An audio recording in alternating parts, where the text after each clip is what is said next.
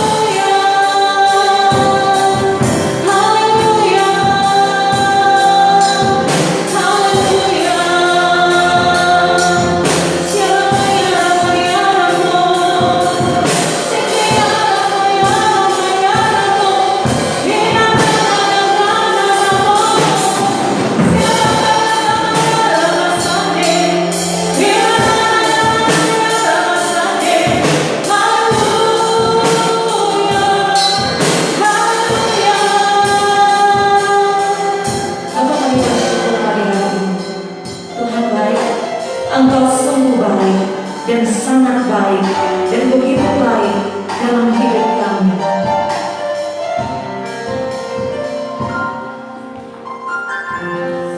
Yesus, Kau sungguh baik. Yesus, namamu indah. Yesus, ku cinta Kau selalu, ku tinggikan, ku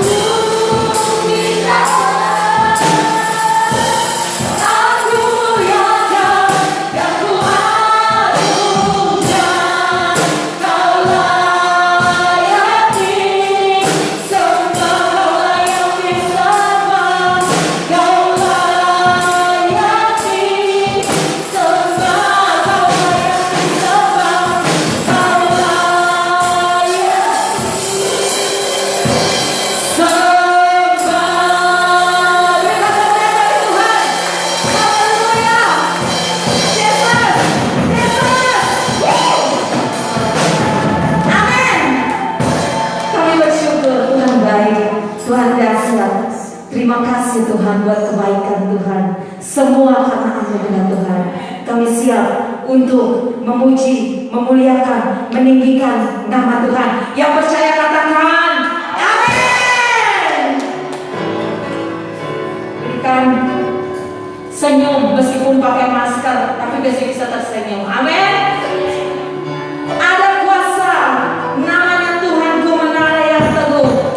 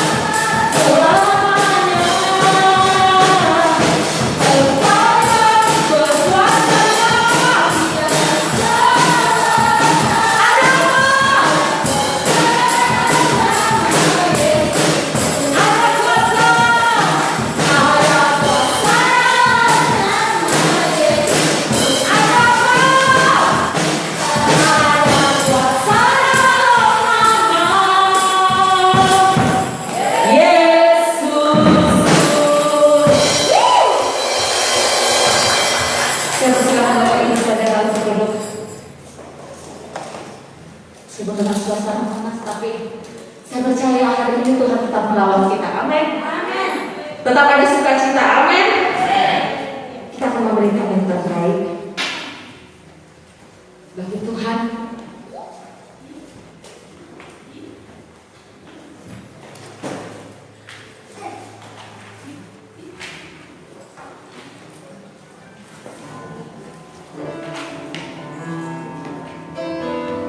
Kita akan memberikan persembahan yang terbaik bagi Tuhan.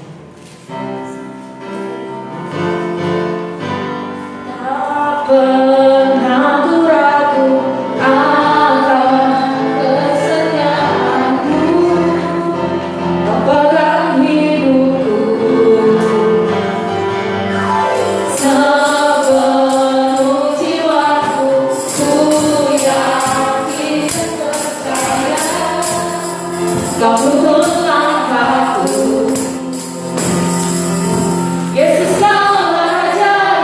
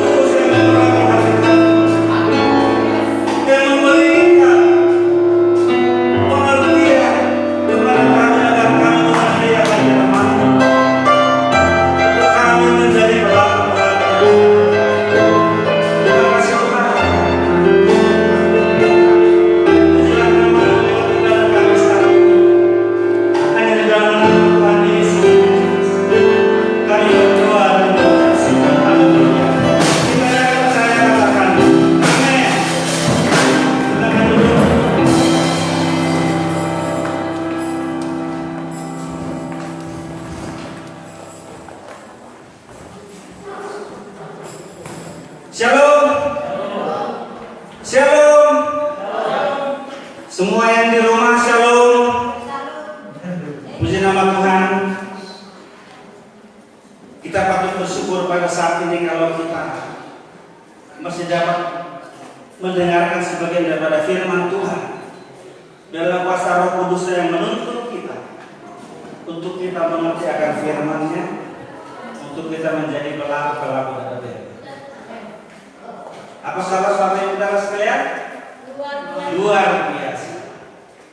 Terlebih juga bulan ini adalah bulan yang sangat luar biasa bagi negara kita. Karena kita minggu kemarin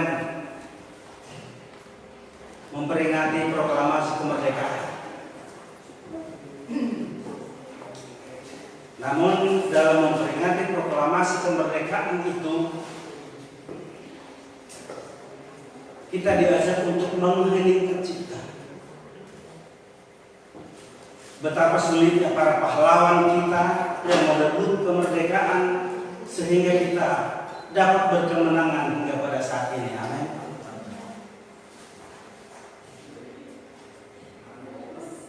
Demikian juga kita kepada anak-anak Tuhan. Sebagaimana firman yang sudah sering kita dengar saat ini, sebagai tema yang dapat kami persiapkan adalah sabar dalam kesulitan.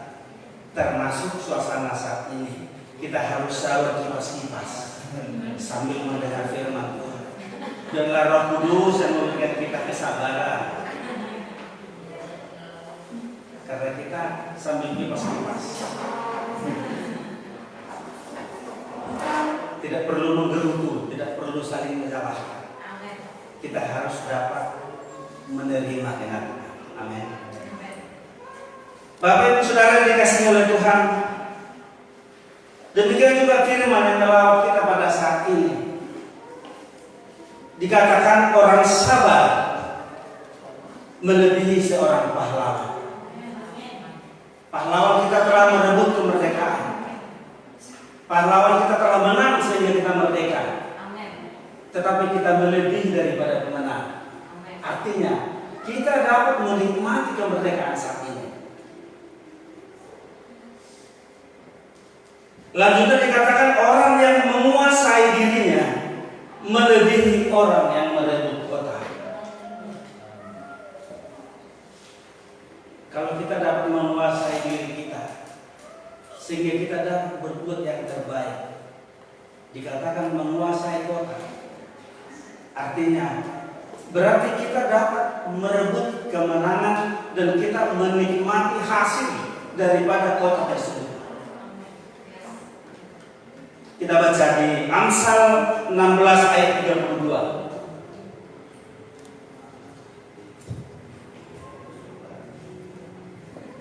Amsal 16 ayat 32. Saya bacakan buat kita.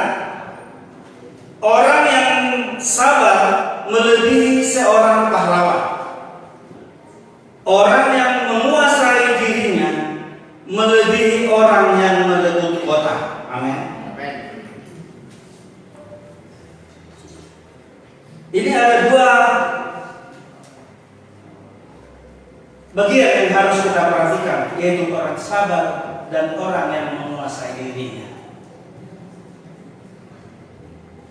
Jika kita sudah dipimpin oleh Roh Kudus, jika buah-buah Roh ada dalam kehidupan kita, ini termasuk sabar dan penguasaan diri. Kalau dikatakan di buah-buah Roh yang ada, itu ada 9, tapi kita nggak usah ke sana karena kita waktu yang singkat ya. Ini firman Tuhan juga dipersingkat. Tapi yang penting pengertian yang harus kita lakukan dalam kehidupan kita. Nggak usah kita baca lagi. Sebenarnya sudah kami persiapkan untuk kita membaca di Galatia 5 ayat 22 dan seterusnya. Namun biarlah buah-buah Roh ada dalam kehidupan kita. Di antara 9 buah Roh yang sangat-sangat perlu, bukan nggak perlu yang lainnya, tapi yang sangat-sangat mendasar yang perlu kita perhatikan adalah sabar. Satu lagi, penguasaan diri. Sabar ini melambangkan firman Tuhan. Kalau kita bersukacita belum tentu sabar. Tapi kalau kita sabar, pasti bisa mendapatkan buah-buah roh yang lain. Ada 9 buah roh di Galatia 5 ya. Kalau kita menguasai diri, berarti ada kuasa Roh Kudus di dalam hati kita. Walaupun kita tersinggung, walaupun apapun keadaannya, walaupun gerah tidak ada AC, kita tetap bersungguh-sungguh mendengarkan firman Tuhan. Amin. Bapak Ibu Saudara yang dikasihi Tuhan, firman dan Roh Kudus adalah 2 sayap burung nasa, melambangkan 2 sayap burung nasa yang menyelamatkan kita dalam segala kesulitan, dalam segala hal. Sebagaimana pujian tadi, segala perkara bisa kita tanggung kalau firman dan Roh Kudus ada dalam kehidupan kita. Amin. Bapak Ibu Saudara yang dikasihi oleh Tuhan, tadinya kalau waktu ada kita akan berpanjang ya untuk mengenai sabar. Sabar ini ada kita bagi dalam 3 bagian. 1, sabar kepada manusia. Kolose 3 ayat 13. Tapi kita nggak usah sampai ke sana. Dikatakan di sana sabar kepada manusia. Yang kedua, sabar dalam kesulitan. 1 Korintus 10 ayat 13. Yang ketiga, sabar menantikan waktu Tuhan. Yakobus 1 ayat 12. Kita sering memaksakan kehendak kita sendiri. Kita tidak menunggu waktunya Tuhan. Dalam kesabaran ini, ada 3 bagian dalam kesabaran ini yang perlu kita perhatikan dalam kehidupan kita, dalam tindakan kita untuk sabar dalam kehidupan kita. Yang pertama tadi, sabar kepada manusia. Kenapa harus sabar kepada manusia? Sabar sama kekayaannya enggak? Sabar sama keadaannya, sama kecantikannya enggak?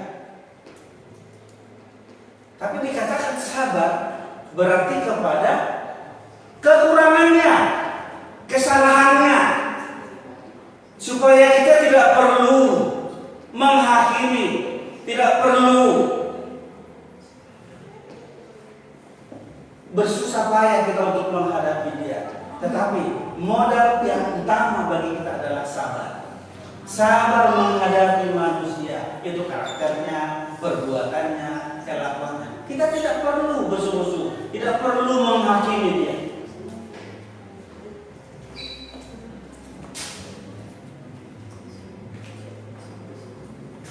Coba kita baca yang itu tadi, sabar menantikan waktunya Tuhan. Yakobus 1 ayat yang ke-12.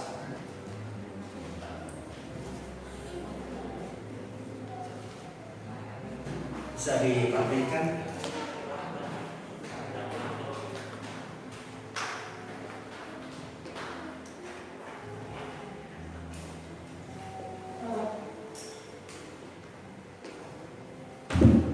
Coba Yakobus 1 ayatnya yang ke-12. Mungkin ada yang bisa bacakan. Yakobus 1 ayat 12, demikian firman Tuhan. Berbahagialah orang yang bertahan dalam pencobaan, sebab apabila ia sudah tahan uji, Terus ia akan menerima mahkota kehidupan yang dijanjikan Allah kepada siapa yang mengasihi Dia.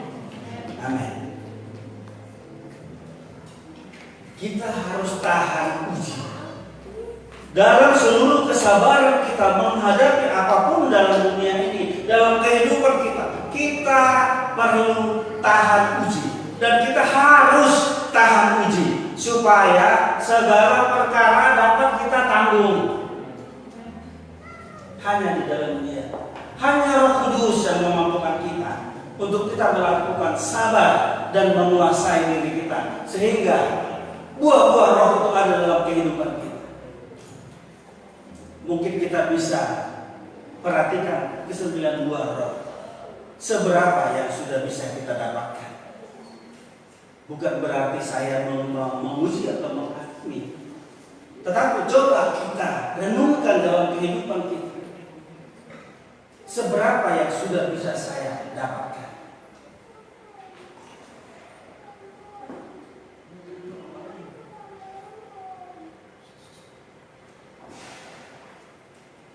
Saya mungkin bersaksi sedikit ya.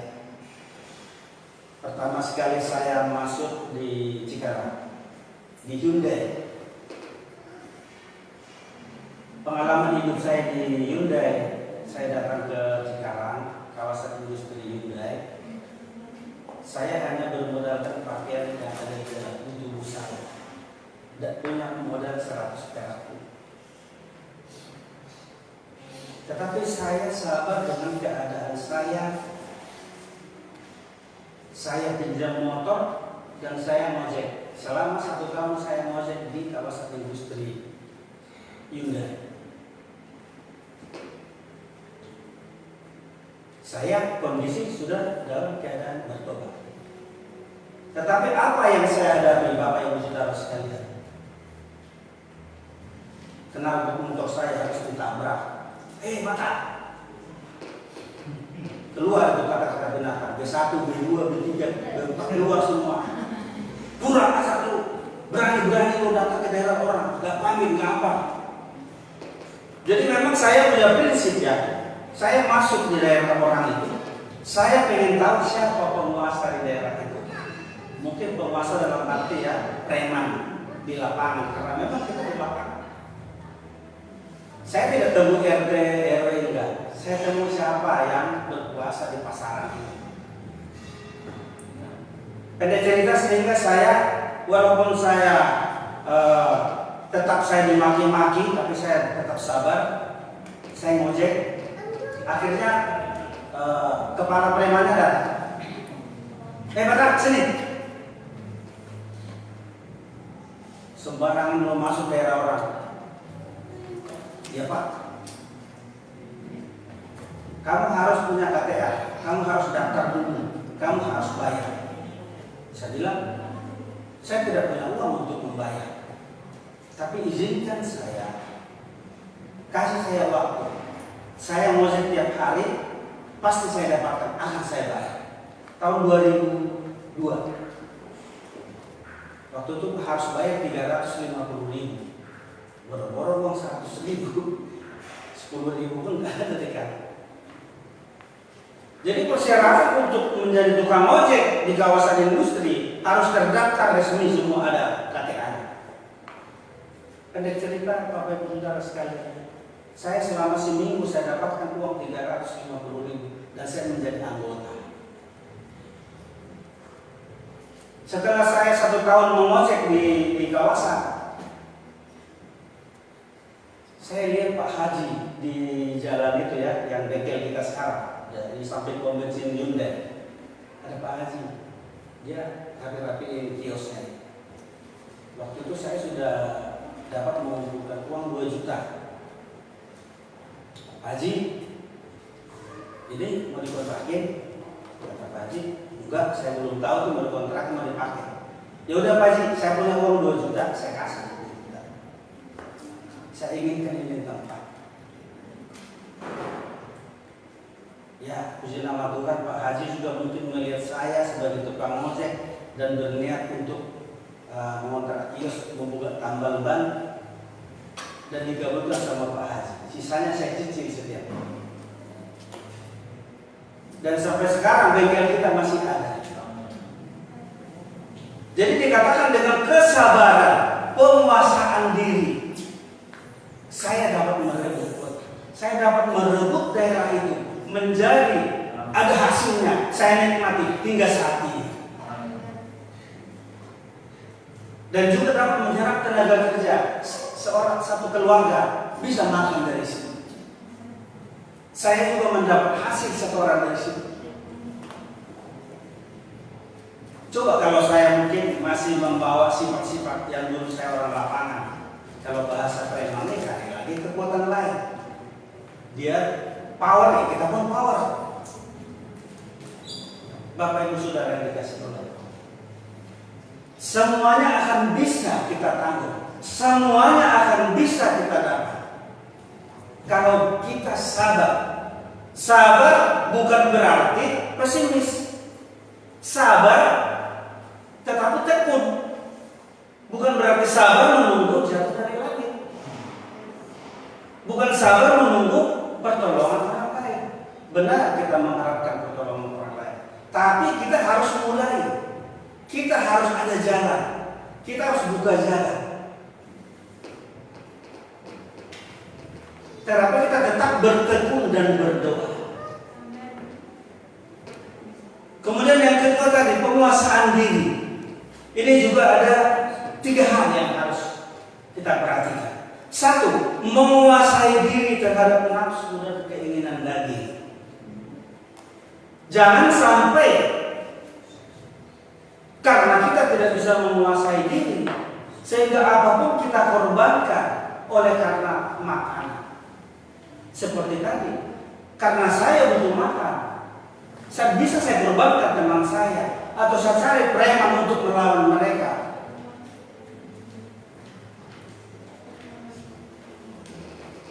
Kita harus menguasai diri terhadap nafsu dan keinginan daging.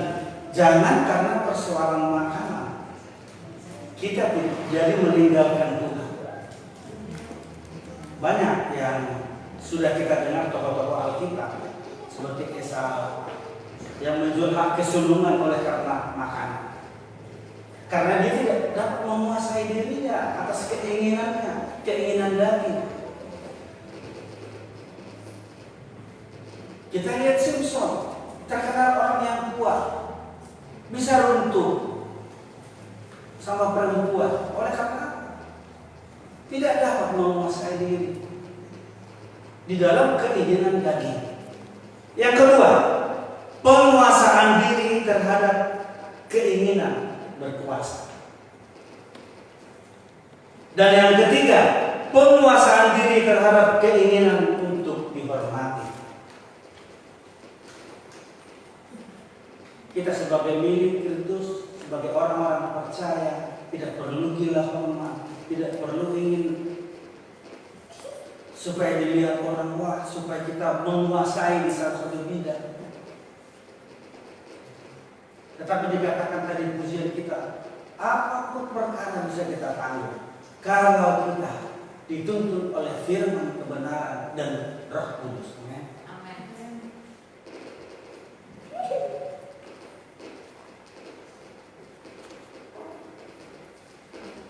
Jadi sebagai ayat terakhir kita baca di Roma 12 ayat 12 sebagai kesimpulan.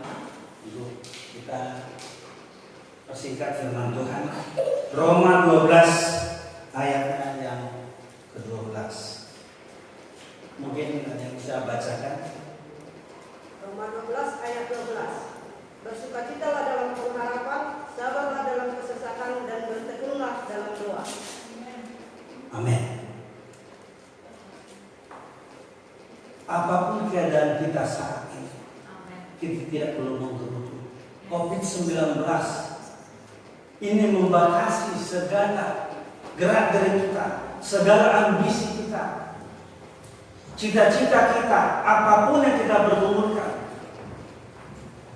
Dalam hal apapun, kita harus bersukacita dalam pengharapan. Sabarlah dalam kesesakan. Dan bertekunlah di dalam doa. Amin. Sampai di sini firman Tuhan.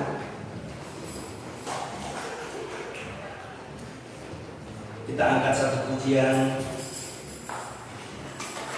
Peganglah tanganku, Roh Kudus. Dalam kuasa Roh Kudus yang memampukan kita untuk melakukan firman Allah, agar segala persoalan dapat kita tanggung dalam kehidupan kita. Mari Bapak Ibu Saudara sekalian kita bangkit berdiri.